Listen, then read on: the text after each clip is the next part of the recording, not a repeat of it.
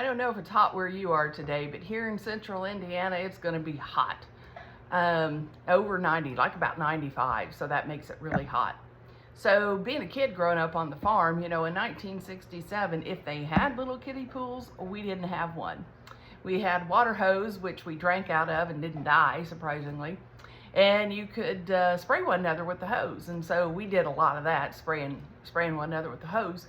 And, the rule was, don't spray one another in the face. Well, you can imagine as soon as Mom went in the house, there was lots of spraying in the face. So, but anyway, it was fun and we got cooled off. Well, we didn't have a swimming pool, and I know up until the time I was, I think I was 18 or 19, I was still begging Dad for a pool. And he said no, he wasn't going to have a swimming pool, and so we never did. But anyway, when we were younger, I don't know what happened this day. I don't remember. But all I remember is it must have been hot because we came up with an idea. And I don't know if we had mentioned it before or if they thought we would mention it and they told us not to do it. And more than once, they told us not to do it. So anyway, we were out there by the barn and walking around, and you have livestock. So of course you have the livestock watering tank.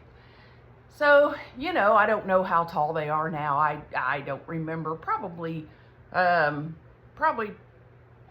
foot tall, 4 or 5 foot tall, something like that. I don't know. Probably not 5, probably 4 foot tall. And so anyway, you'd fill them up with water, the hogs, and, drink out of them and everything. And so one day we got to thinking, well, we don't have a pool, but maybe if we got in that water tank, that would kind of be like a pool. And, we could cool off. Well, they're really not that big around either. So, we were probably 6 and 7, something like that. So, we'd fit in there pretty good. So how we climbed in there, it was next to a fence. I'm assuming we climbed up the fence and jumped in. I don't remember that, but it wasn't full. So I do remember that we could stand up in there. And I would imagine the reason we were told not to ever do that was because they thought we would drown, of course. So we climbed up in there and we were having a big time. Mom was in the house. We knew we'd never get caught. We didn't know where Dad was, on the farm. Who knew where he was? We were just splashing around having a big time. We thought, this is all right. They were telling us not to do this, but this is really okay.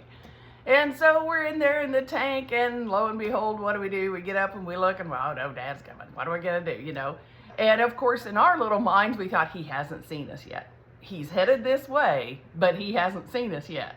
So we thought, okay, well, the closer he got. Now, I think I did this. I don't know that my brother did this. I think I did this.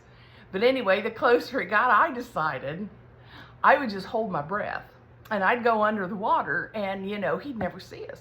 We'd never get caught. Well, remember, we're 6 and 7.